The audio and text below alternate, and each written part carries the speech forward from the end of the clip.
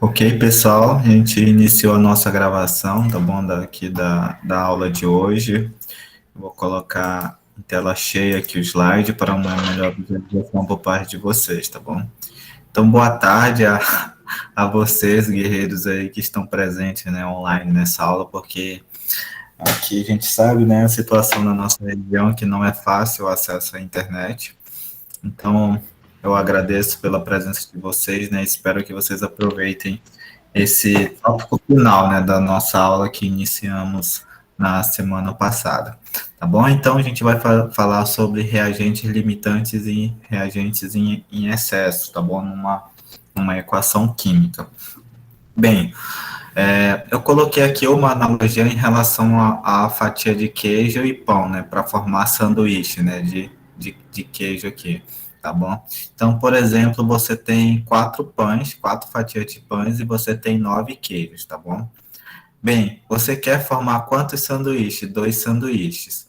Quantas fatias? Qual é o que vai ser o material aqui limitante e qual que vai ser o material em excesso aqui dessa combinação, né? Se vocês observarem bem, para vocês formarem dois sanduíches, vocês precisam somente de 2 fatias para cada sanduíche e um queijo, tá bom? Então você vai precisar de 2 fatias para cada sanduíche e um queijo. Então, no total, para você formar 2 sanduíches, você vai precisar somente de 4 pães, tá? E 2 pedaços de queijo. Então você tem o quê? 4 pães.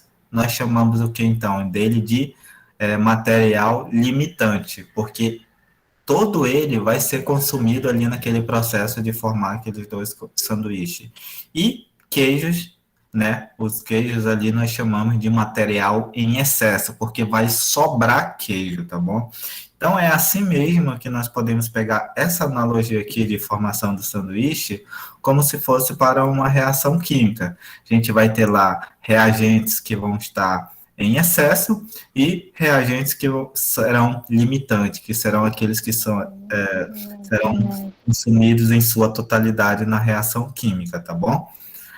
Certo? Então, o que é um reagente limitante? É aquele reagente que vai ser consumido, né, em excesso. Ele vai ser vai ser consumido no total. Ele vai ser o limitador, né? Vai limitar justamente aquela quantidade de produto formada.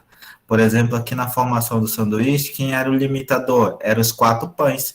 Porque se eu tivesse mais pães, eu ia produzir o quê? Mais sanduíches. Então, assim, numa reação química também vai ter os reagentes que vão ser esses limitadores. E dependendo da quantidade deles, eu irei formar uma certa quantidade de produtos, tá bom? E os reagentes ali que estão em excesso, né? Todos os outros reagentes serão chamados de reagentes em excesso, tá bom? Então, nessa analogia aqui, da formação de um sanduíche, então quem seria o reagente limitante? O queijo. Por quê? Porque limitante não. É isso, limitante seria os pães, né? Porque eles serão totalmente consumidos. E o reagente em excesso, no caso, seria os queijos. Por quê? Porque vai sobrar, né? Nem todos os 9 queijos serão necessários para produzir 2 sanduíches, tá bom? Então eu espero que essa ideia de reagente limitante e reagente de excesso esteja clara, tá bom? Para a gente agora trabalhar a, com os cálculos por meio desse reagente limitante, tá bom? Então, há duas formas de trabalhar com reagente limitante, né? Primeiro é pelo método 1 e método 2. Ambos os métodos são muito parecidos entre si, tá bom? E basicamente envolve você sempre, se você tem uma determinada informação ali do teu reagente, por exemplo, em massa, você sempre vai converter para mols, né? Aí nessa conversão você vai sempre precisar das massas molares das substâncias, tá bom? Então, para você determinar um reagente limitante, uma vez que você já consiga ou determine um número de mols dele, então você vai escolher um desses reagentes ali da reação aleatoriamente e usar a relação estequiométrica, aquela relação que você obtém por meio da equação química balanceada, tá bom?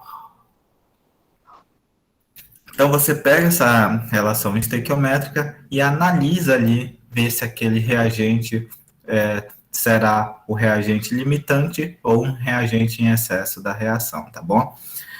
E é o mesmo método ali é praticamente semelhante, né? Você vai determinar, converter massa em mol, né? Se necessário, usar as massas molares. E a única diferença é que, para cada reagente, você vai calcular o número de mols de produto que ele irá formar, né? Geralmente, o reagente que produz menos produto será o reagente limitante, porque a produção de produto será limitada justamente à quantidade desse reagente limitante, tá bom? Então, esse é o segundo método que você utiliza para determinar o reagente limitante de uma reação química. Então, aqui nos exemplos para vocês, eu vou trabalhar com os dois ali mesclados, né? Vocês podem trabalhar com o primeiro ou com o segundo, né? Que você utiliza ali a quantidade de mols do produto, né? Que cada reagente irá formar, e você analisa, né? Qual que reagente que vai produzir menos produtos. Se esse reagente produz menos produtos, quer dizer que ele é o reagente limitante. Bem, vamos trabalhar isso na prática, né? Porque essa parte teórica fica um pouco nebulosa na cabeça de vocês, então nós vamos trabalhar aqui com um exemplo na prática, né, para vocês verem como a gente determina um reagente limitante, tá bom? Vamos lá. Essa questão é importante que vocês analisem, ó, tá bom? Que é a reação do nitrogênio com hidrogênio para formando amônio. Então, o mais importante processo comercial para converter o nitrogênio do ar em compostos contendo nitrogênio é baseado nessa reação, ó, do nitrogênio mais o hidrogênio para formar amônia. E eu pergunto para vocês, primeiro, determine o reagente limitante e depois calcule a quantidade de matéria. Lembre-se lá da aula de Química Geral 1, né? Quantidade de matéria é o quê? É o número de mols, ou seja, calcule a quantidade de matéria, o número de mols, de amônia que vai poder ser formada a partir de 3 mols de nitrogênio e 6 mols de hidrogênio, tá bom?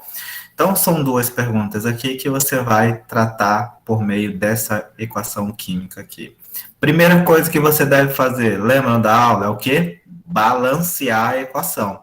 Você tem uma equação química aqui que mostra a reação de nitrogênio e hidrogênio formando amônia, então a primeira coisa que você faz, balanceia a equação, tá bom? Então vamos lá. Balancear quer dizer que o mesmo número de átomos de um determinado elemento, aqui do lado dos reagentes, devem ser iguais ao mesmo número de átomos desse elemento ali do lado dos produtos. Aqui nos reagentes eu tenho 2 nitrogênio, ó. N2 significa que eu tenho 2 átomos de nitrogênio. Mas aqui no produto eu só tenho 1. Então o que eu faço? Eu coloco o 2 aqui na frente, tá? Então, agora eu tenho 2 nitrogênio e eu tenho 6 hidrogênio. E aqui eu tenho somente 2 hidrogênio. Para se igualar, né, ali, ambos os números dos átomos de hidrogênio do lado dos produtos e reagentes, então o que eu faço? Como aqui eu tenho 2 vezes 3, 6, aqui, então, eu coloco um 3 para ter 3 vezes 2, 6. Assim, eu tenho o quê? Eu tenho o mesmo número de átomos de nitrogênio do lado dos produtos e reagentes e também o mesmo número de átomos de hidrogênio do lado dos produtos e reagentes, tá bom? Então, a primeira coisa que você vai fazer nesses tipos de problema é sempre balancear a tua equação química, tá bom? Agora, você vai, a letra A, determinar o reagente limitante, tá bom? Então, peço que alguém aí que esteja com o áudio ligado, né, desligue aí para não ficar esse ruído no fundo. Então, a primeira coisa agora é você, já que você já balanceou a sua equação, então o próximo passo envolve a determinação do reagente limitante. Você pode utilizar o método 1 ou o método 2. Vamos utilizar aqui, por exemplo, o método, vamos pensar assim, o método 1, por exemplo. Aí você vai pegar, então, as quantidades ali de mols de nitrogênio e de hidrogênio que são disponíveis. Você sabe, vamos utilizar aqui, ó, 1 mol pela equação química, ó. Olha a equação química, ó. 1 mol de nitrogênio reage com quantos mols de hidrogênio? 3 mols de hidrogênio, que é isso aqui, ó. Reagente, ó, nitrogênio, 1 mol de nitrogênio reage com 3 mols de hidrogênio, tá bom? Então, essa é a nossa relação aqui que a gente obteve a partir do balanceamento da equação. Mas eu não tenho um mol de nitrogênio. Eu tenho quantos mols dele aqui? Quando eu dou aqui no problema, eu tenho 3. 3 mol de nitrogênio. Quantos mols de hidrogênio serão necessários, então? É só você resolver essa regra de 3 para reagir. Ó. Então, x vezes 1, x, e 3 vezes 3 aqui é 9, né? 9 mol de hidrogênio. Já resolvendo essa regra de 3, tá bom? X multiplica por 1 e 3 multiplica por 3, que vai dar 9, tá bom? E aí a unidade de medida que vai sobrar é justamente mol de hidrogênio. Então, para você reagir, o que isso significa? Se você tem 3 mol de nitrogênio, quantos mol de hidrogênio você precisa para reagir? Precisa de 9, tá bom? Eu estou utilizando o método 1 ali para determinação do reagente limitante. Então, olhe bem, ó, vocês têm 3 mols de nitrogênio ali, como o problema indica, ó, 3 mols e 6 mols. Ou seja, você tem uma quantidade de mols menor do que aquela necessária para reagir com esses 3 mols de nitrogênio. Então, por esse cálculo aqui, bem simples, você já pode afirmar que quem é o reagente limitante ou o reagente em excesso, vocês conseguem visualizar? Bem, se eu tenho uma quantidade aqui menor, né, do que aquela necessária para haver essa reação com os 3 mols de nitrogênio, então quer dizer que esse meu hidrogênio é o quê? O reagente limitante, porque ele vai ser o limitador. Ele vai estar em menor quantidade do que aquela necessária para ele reagir. Por exemplo, aqui, ó, pelos cálculos de regra de 3, você percebe que para reagir com 3 mols de nitrogênio, você precisa o quê? De 9 mols de hidrogênio. Mas você não tem 9 mols, você tem o quê? 6 mols, tá bom? Então, ele tem uma quantidade ali de hidrogênio menor do que aquela necessária para ele reagir com 3 mols de hidrogênio. Então, resolvendo essa primeira questão, nós temos, então, que determinamos, então, que o nosso reagente limitante, ou reagente limitador, é o hidrogênio. Por quê? Porque ele tem uma quantidade, ó, 6, menor do que aquela necessária para haver a reação com 3 mols de nitrogênio. Tá bom? Então, esse é a forma de determinar pelo método 1, que eu apresentei para vocês, tá bom? Agora eu vou pelo método 2, tá? Método 2, tá? Ainda na letra A, determinando o reagente limitante. Deixa eu só minimizar aqui rapidinho, porque talvez alguém esteja tentando entrar nas aulas, não, né? Só mensagem de grupo. Vocês viram que é fácil determinar o reagente limitante? É só você o quê? Balancear a equação, né? E depois ver a relação ali do número de mols entre os reagentes, comparar com o número de mols ali que o teu problema te dá e ver se é maior ou menor, né?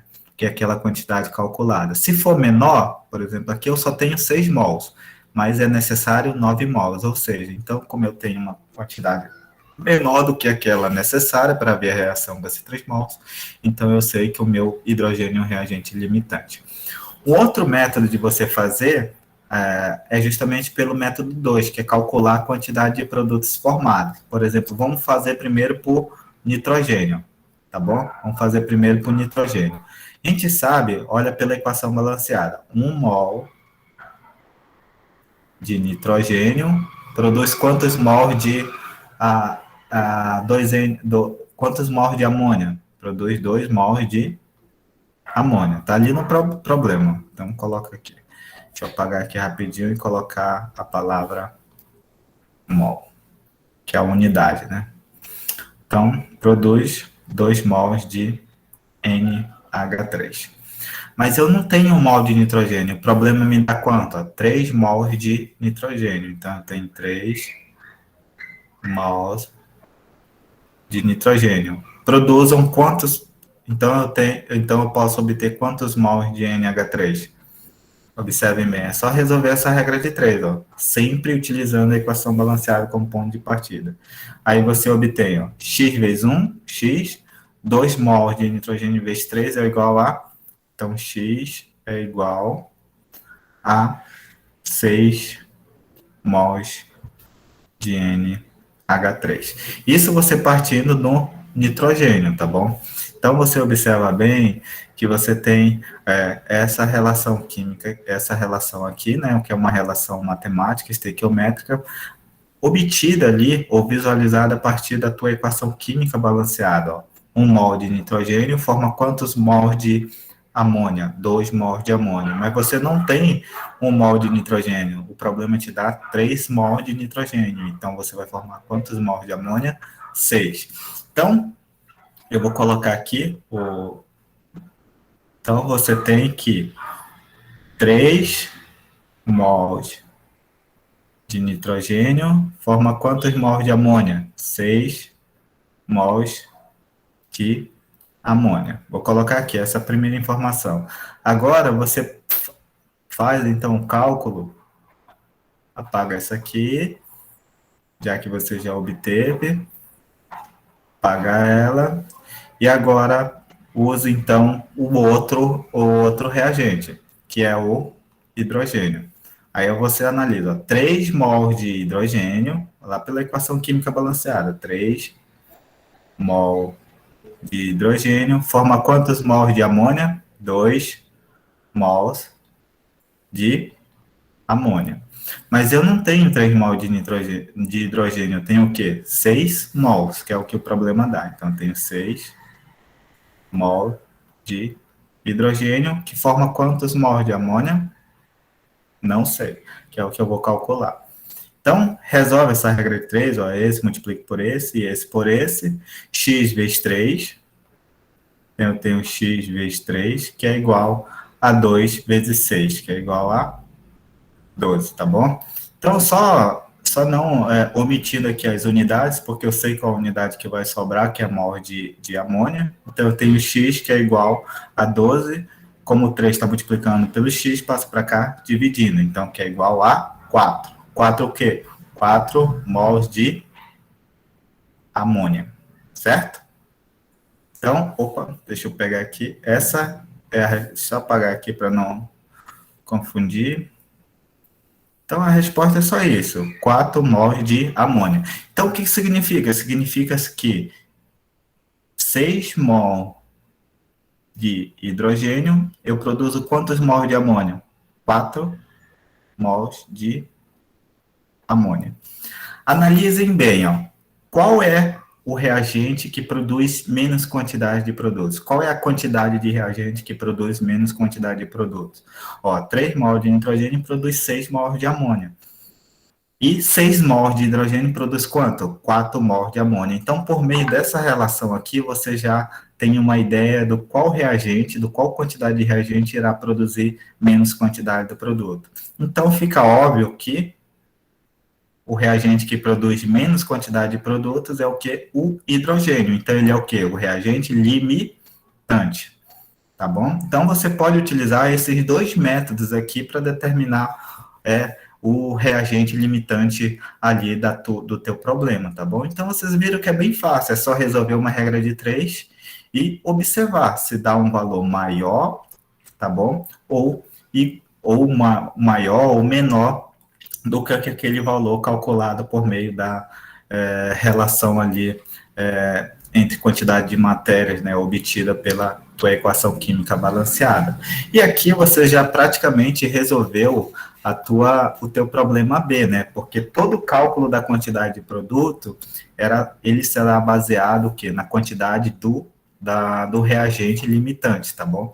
Então, você não vai fazer, por exemplo, eu vou calcular quanto de produto será formado por meio, por exemplo, aqui do nitrogênio. Não, eu vou realizar o cálculo por meio da quantidade de hidrogênio, porque ele é o quê? É o reagente limitante, tá bom? Ele é o reagente limitador, ou seja, a quantidade de reagente limitador dele é justamente aquela que vai ser necessária ou vai ser totalmente consumida para produzir uma determinada quantidade de produtos, tá bom? Então, o cálculo da letra B, para você calcular a quantidade de produto, será por meio da quantidade lá do reagente limitante. E qual é o reagente limitante que a gente descobriu por meio desses cálculos? O hidrogênio.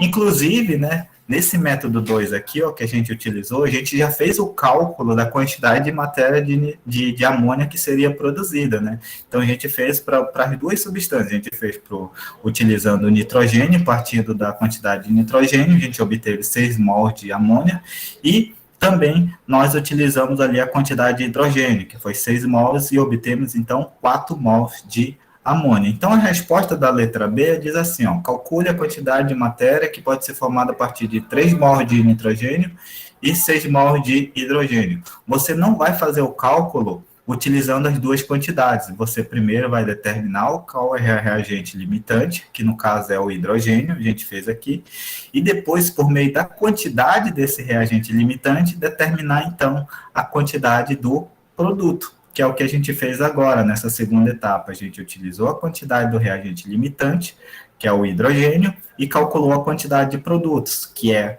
amônia. Então, a gente obteve quantos? A gente obteve 4 mols de amônia, que pode ser obtida a partir de 6 mols de hidrogênio. Então, essa é a resposta da letra B, tá bom? 4 mols de amônia, tá certo? Deixa eu fechar aqui.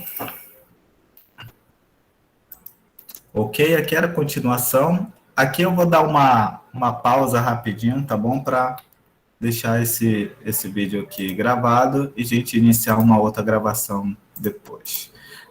Deixa eu sair daqui, parar aqui a gravação.